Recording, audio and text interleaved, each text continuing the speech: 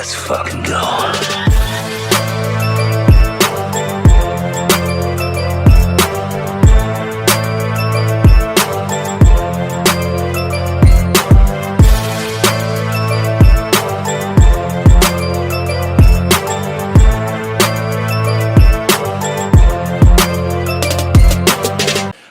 Welcome to the Comic Game Movie Show. My name is Deshaun, and today I'm here to review Agatha All Along, episodes 8 and 9. Yes, they came out last week, the day of Halloween, but I wasn't able to review these as quickly as I wanted to, because for one, it was Halloween weekend, and it was buck wild. There's a lot going on, and I'm on vacation. I'm officially on vacation. Also, today is my birthday. So, comment below if you wish me a happy birthday. I appreciate it. So, it's just been a lot going on for me to get around to watching it. Or not watching it. If I watched it already, just been a lot going on for me to get around to doing this review. But I have finally gotten the time, shaved off some time, to do my Agatha All Along finale review. Agatha All Along, episodes 8 and 9, the finale review. And I got to say, Agatha has proven itself to be one of the most predictable shows I've ever seen, really. Because if you had started off the show, it's so funny, because I remember when Agatha's episodes 1 and 2 came out, some people said that there was no stakes. we kind of know that, by the end of it, they'll all be... Man, by the end of this thing, there were, basically almost everyone died, except for 2 people. By the time this thing wraps up, there's more deaths, there's more turns, there's more the outcome, just all of it. It came together so fucking well that it was just so unexpected.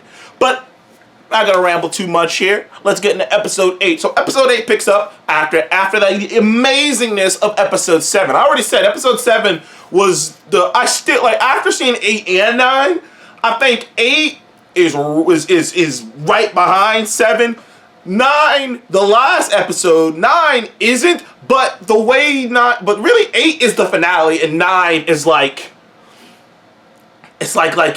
prologue in a way. Not because everything that happens in 8 is what's happening, but 9 is kind of the prologue, really. It's like filling in the gaps. It's this is this extra bit of stuff to just solidify everything up, to answer some of the questions that you've had, and to show the heart. And it really it brings everything together. Episode 9 is less of a finale and more of a bow. It's more of a bow, honestly. Because episode 8 is really the finale. Episode 8 is when the shit goes down. Episode 8 is when we get a big fight, we get the big discovery, we get more focused on Rio as officially Lady Death. Episode 8 actually starts with this cool sequence. It's reminiscent of many different ghost movies or movies where someone's dead. This is a trope / something they've done a lot in Hollywood, in different movies and shows, where you're dead and you're standing over your body. You're looking down at your dead body, your spirit looking down at your dead body as death is coming to. And it was something I've seen done in shows like Supernatural and things of that nature. And they did the same thing here with Alice. Alice is dead. And the show is so... You know how I know this show is so well written? Because the show is so self-aware of the questions. Because one of the big things people said when Alice died in what was it, episode 5, I believe? It was either 6, maybe it was episode 6. No, it was 5. When Alice died in episode 5, the big thing people said, and I remember it, was, damn, she had just beaten her curse. She had just overcome her familiar curse. We really just got to know her, and she's gone. And what's the first thing Alice says to Rio, who she's now discovering is death, but she said the exact same thing everyone else said.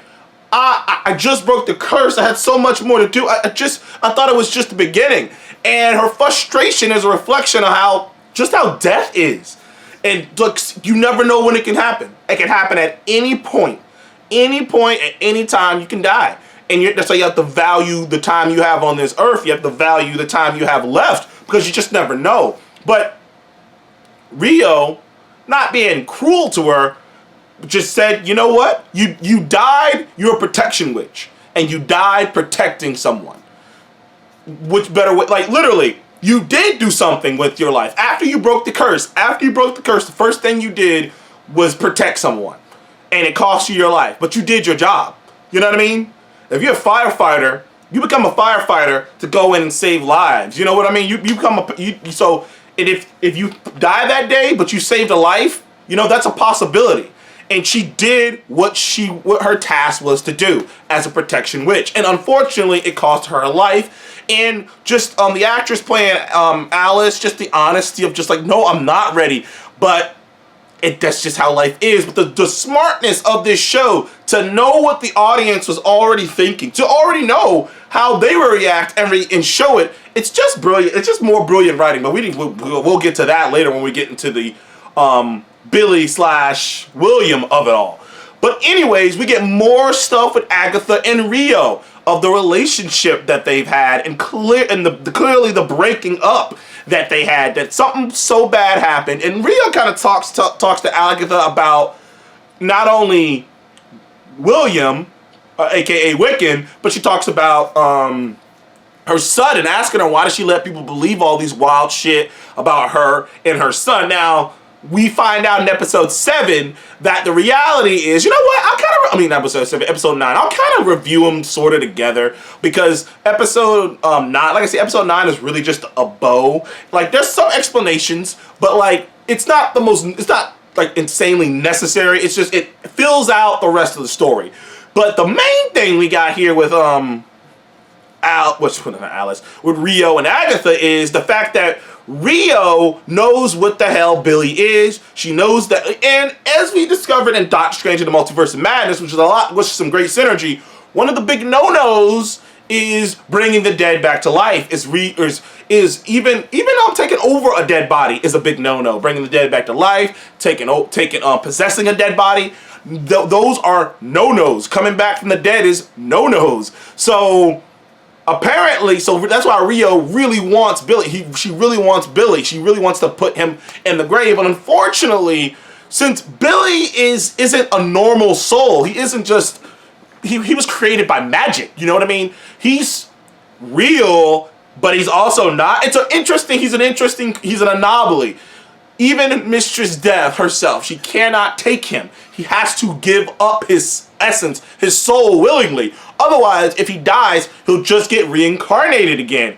So it's kind of vague on if that means he'll just keep getting reincarnated and, over and over again whenever he dies.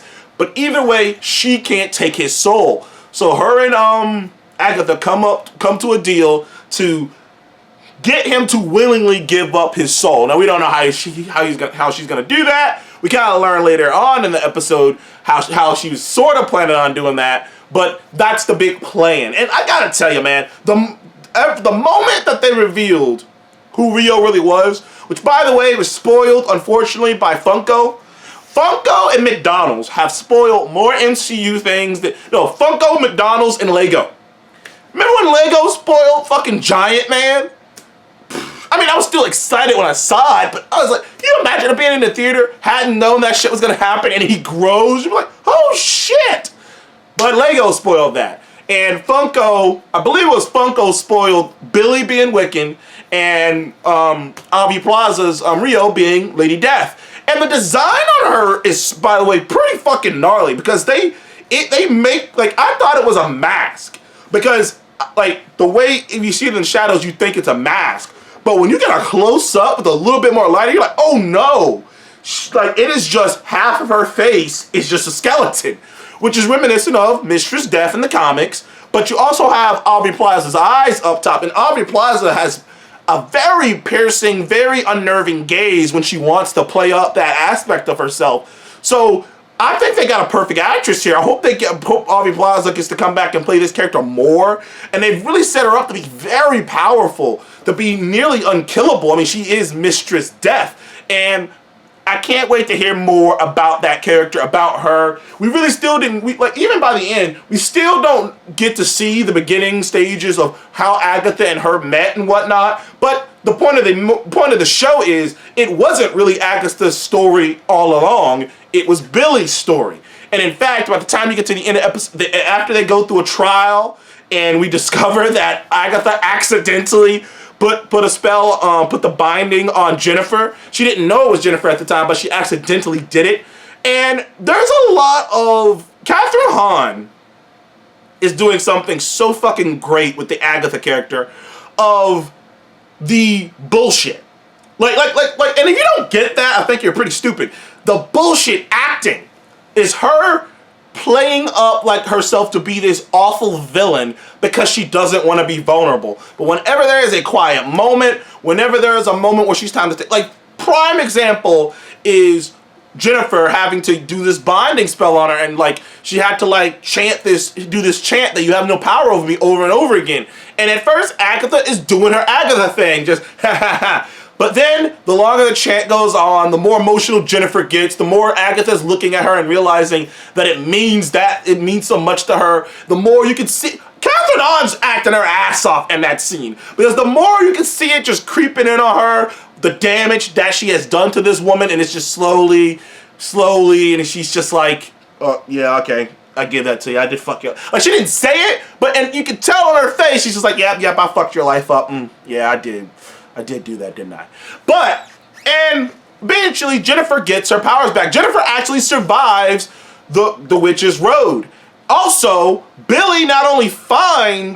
Agatha helps Billy not only find Tommy, whose soul was out there without a body, but she helped Billy find Tommy a body. Now, Tommy in the comic speed, like people have already put it out, in the comics, Tommy and Billy grew up in when they were reincarnated, they grew up in totally different environments. Like, Tommy grew up in a shitty environment with shitty parents in a toxic ass environment, whereas Billy grew up with two loving family in the suburbs.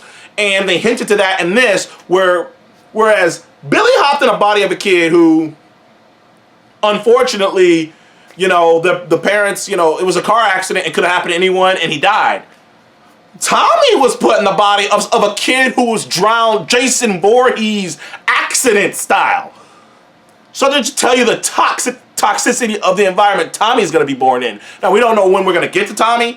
Probably be this Vision Quest show that we all think is happening. Well, like they haven't announced anything yet, but we all just assume this Vision Quest show is happening. So Tommy probably will be in that show. I'm curious how they'll play it. Will they have it be one of those weird things where they'll probably play it the same way they did this, where us, the audience, is like, that kid's Tommy. He's Tommy. But like, they don't say anything about it till near the end or something. I mean, it might be something along those lines. I'm not sure. But, so we got that reveal, so Tommy is back on the board. But then, when we get out of the road, Agatha gets out, has to confront Rio, as Rio is pissed off that seemingly she went back on her word and she helped the kid out. This wizard fight ensues, and then we get the reveal of Wiccan. And his costume looks almost exactly how it does in the comic books. Crown and everything, headpiece and all. Like, it looks exactly, almost ripped out of the pages of the book. It looks great. The suit looks great. The kid looks great in it. I like the blue. I like the distinction of powers with the different colors, because his magic is blue, but it looks very similar to Wanda's, except it's blue. So we get this cool fight. He trusts Agatha, gives her his power, and she repowers up, and she actually doesn't take all of his power.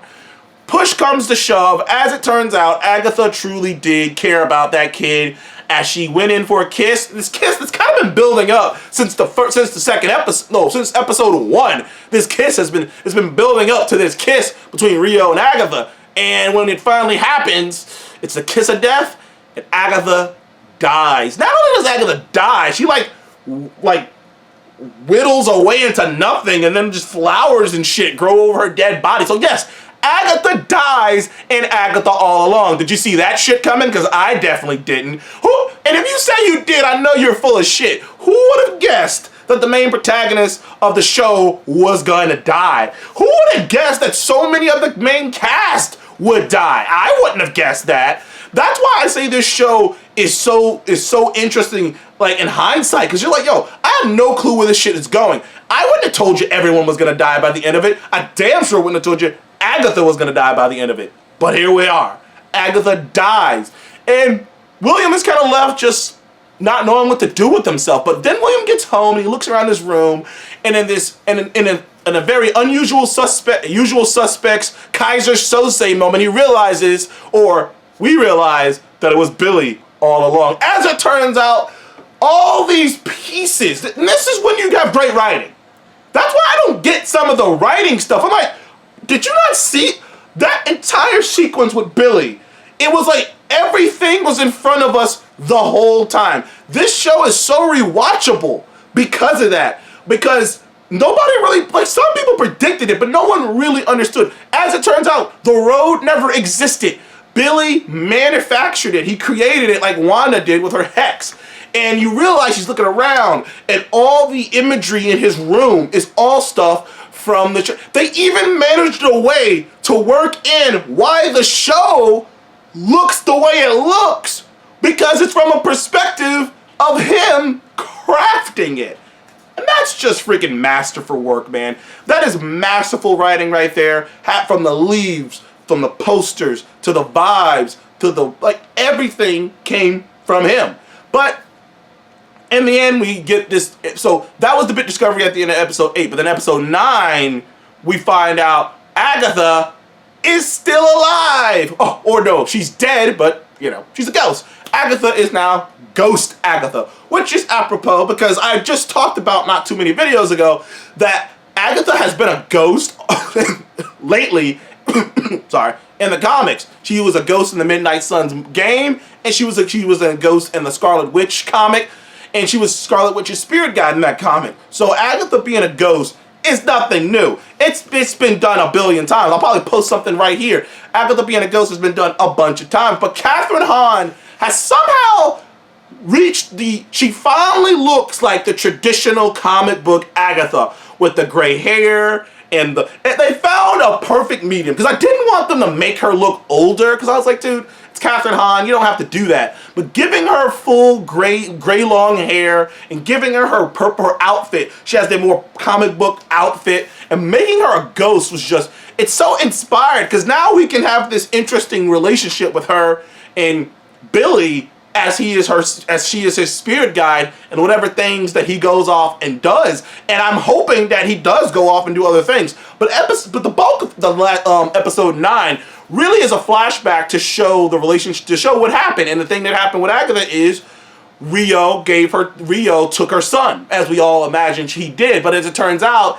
it wasn't as simple as that. As it turns out, her son was supposed to die in childbirth. And in 1740 something, you know, in that time period where she was having her kid, like, women losing their child in childbirth is just like, it was like 50-50 chance, man. It was a coin flip if you were to deliver your child healthy. So it's not a surprise that she was going to lose it. But what was a surprise is the fact of the matter is that she created the Witches Road song with her son. And her son came up with the melody and the lyrics for it. And she used that to lure in witches to kill them. Now, we can't tell if she was luring in witches to kill them to give her son time, or, like, there's a lot of theories around it, and a lot of theories around, because it was a lot not said around, was she killing the witches to give her son health? Was she killing the witches to get enough power to maybe come up with a way to save her son? The irony is, having a coven may have actually saved her son, because one of the things she tells her son at a certain point in the show is, I can't divine, I cannot heal, and I can't protect. Ironically, who are the 3 witches she went on the Witches Road with? A divination witch, a potion / healing witch, and a protection witch. Idea they really kind of, that's what I'm talking about writing right here, boys. That's what I'm talking about writing right here, man. Like, look at that shit. It hit my mind when I thought of it. I was like, wait a minute, that is so clever the way they did that. But regardless, this ended up coming together, and eventually her son passed. And when her son passed, she went completely evil. She basically did. She started luring in gullible witches to kill them. And it's like a flashback. She took this innocent song, this innocent, like, nursery rhyme almost, and turned it into something villainous, and turned it into something evil. She took one of the last things that she had of her son and turned it into something evil. So even though she didn't give her son away for the Darkhold or anything like that, she kind of tarnished his legacy, tarnished his memory, allowed people to think all these things about her son, allowed people to do this in a way she can't. And to the point where the reason that Agatha is a ghost, other than the whole Billy having a piece of that hair thing, is she doesn't want to go to the afterlife and face her son. She doesn't want to face her son and have to maybe explain the shit that he did. Because even throughout that last episode, her son was questioning, why do we have to do this? Why do we have to keep killing these witches? Why are we doing this, Mom? So she doesn't want to face her. So like, there's still more journeys. Even in death, there's still more for Agatha to get through to eventually get to the part where she needs to be. But overall, this finale, it was damn good, dude. It really was. It was damn good. Between episodes 8 and 9, the emotions of 9 and the relationship between her and her son was beautiful. The reveal that Billy created the fucking hex, created the entire Witch's Road was very awesome, and the reveal of it was just laid out so amazingly. Jennifer Kale, who is also a big time Marvel character in the comics, which should have probably given away why she was going to stay alive, because the other witches were from the comics, but they were like minor. Jennifer Kale's actually, well, not big. She's pretty, she has a thing with Swamp Thing and whatnot. So Jennifer Kale should probably play a factor in later years. Agatha being a ghost and having her comic book accurate look is pretty dope. And having her be Billy's spirit guide, be the one who's going to help him throughout his journey of learning what to do with witchcraft is going to be cool, especially with the future things they might do with Billy, because you gotta imagine that Young Avengers / whatever they're going to call this team of younger characters, that's on the horizon. Like, that's gonna happen, or at least it feels like it's gonna happen, because Marvel has cast some really great young actors, so it'd be a shame for them not to take advantage of that. I would get him, I'd get Kamel, I'd get Miss Marvel, I'd get him, I'd get Kate Bishop, I'd get Ant-Man's daughter, Cassie.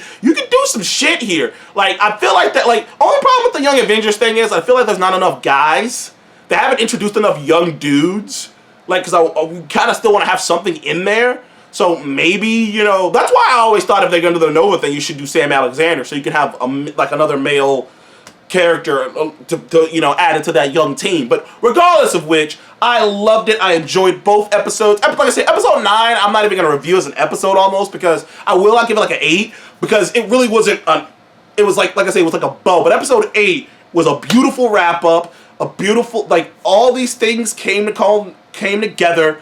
Some of the writing, some of the stuff done was just so cool. It explained so much, and it wrapped almost everything up. By the end of this finale, I found myself wondering where these characters are going to be next. Where's Agatha and William going to be next? I know they're not going to have their own show or anything like that, but with the success of this show, the undeniable success of this show, there are some people who really hate this show, and who really are just hating on this show. And mostly it's not about the show itself, in my opinion. A lot of the discord towards this show comes from the perspective of people who not only feel like the show wasn't made for them, but they feel like that a show that would have been made for them would have came out in replace of this show. So they want to dispute the success of the show, the undeniable success of the show, especially episode 8, which had like 4.6 million views. The viewership on the show, you can just look it up, just kept going up, and up. Agatha all along is going to probably end up being one of the most rewatchable of the Disney MCU shows. And I give the finale episodes of Agatha all along a 9 out of 10. Thank you guys for watching the Complicated Movie Show. Please leave a like and subscribe, and I'll see you guys on the next one. Goodbye.